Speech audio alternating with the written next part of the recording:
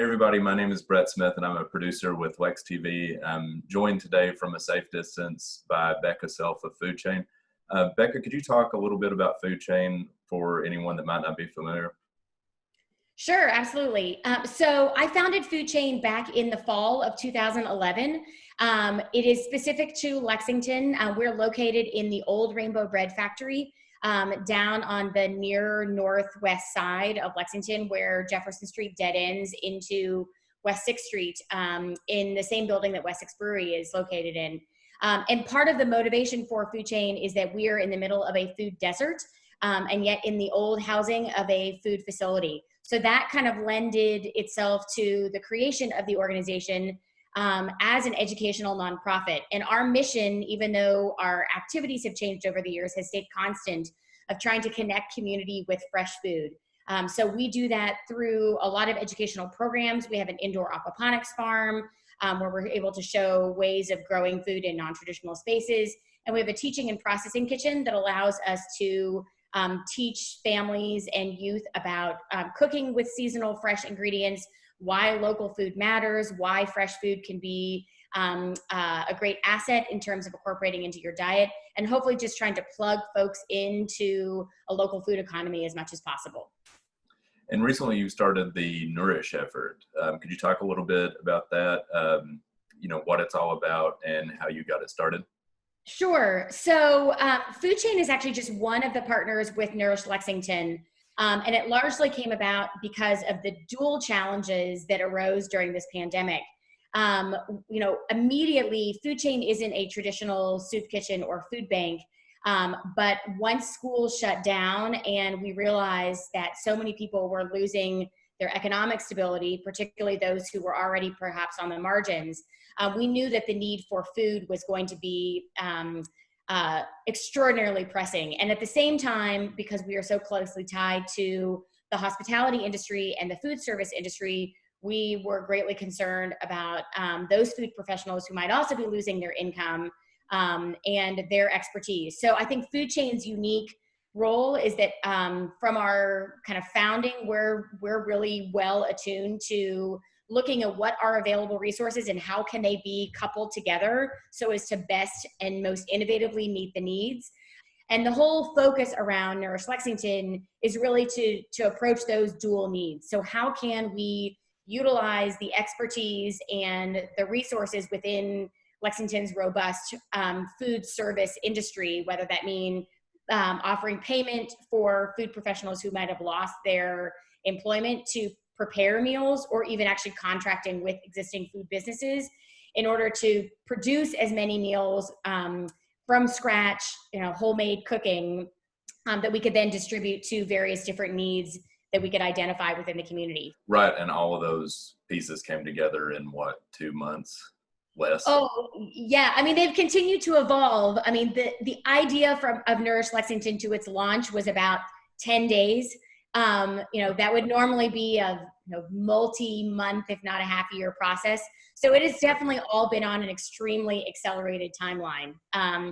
But we also didn't have the luxury of, using normal timelines because the need was so pressing, both for, folks who were now unemployed and people who lost their revenue at the same time as people who were hungry. So, it was an enormous sense of urgency, and I'm really proud of the way that that folks really kind of creatively put all these links together in a way to address that need as quickly as possible. Well, speaking of that, how can people that are watching this, how can they get involved with Nourish Lexington? So there's a couple of different ways of plugging in. So because there is, so much need, it takes funds to actually buy those ingredients and pay those food service professionals to prepare those meals. So certainly contributing to that fund is a critical way that viewers can participate. And we've got a website, which is nourishlexington.org, where folks can go and learn about how to contribute to that fund. But people can also get involved if they need a meal. So that same website, talks about where folks can actually go if they need a meal, or if their family needs a meal, or if their neighbor perhaps need a meal.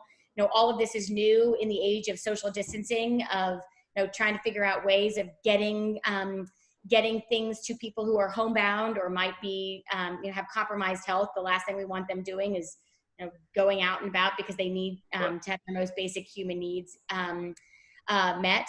If they're a food service professional, there might be a way for them to plug in either from a payment standpoint, or if they own a restaurant or a catering business that might be able to help provide meals. There's information on the website about that. And then occasionally it's just in-kind services, right? So, someone might have access to, ingredients or containers or things that we might need, logistics of delivery, of distribution, all of those things. So it takes a lot of different pieces for it to effectively run, but hopefully there's a lot of different ways where the variety of viewers that you have can find a way where they can contribute. The last thing that I have for you is there anything else you'd like to say directly to Lexington residents?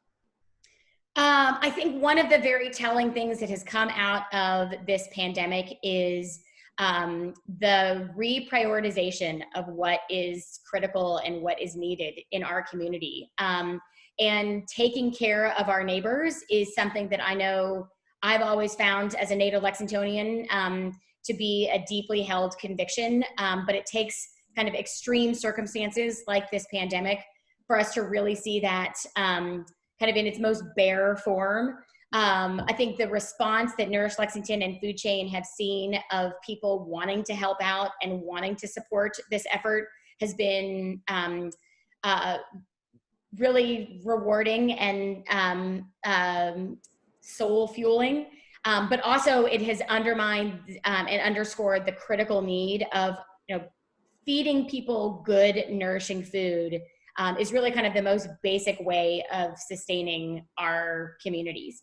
There's lots of different needs that we have, but that most intrinsic need for not only human sustenance, but also all of the auxiliary things that come from good food in your body, and how that makes your community more resilient and more sustainable. I think it's just kind of brought us back to our basics. So it's been encouraging to me, but also it is critical that that we take care of each other in this time. And I don't see this time necessarily reverting back to maybe a false sense of security from before. So I hope this this ethos of taking care of each other and many hands make light work continues well into the future.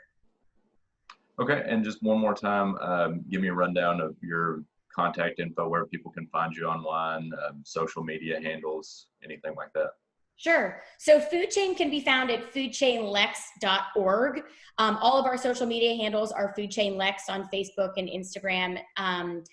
Nourish Lexington is nourishlexington.org. There is information about Nourish Lexington on the Foodchain website as well, but there's a little bit more information on the nourishlexington.org site. Awesome. Thanks, Becca. Absolutely. My pleasure.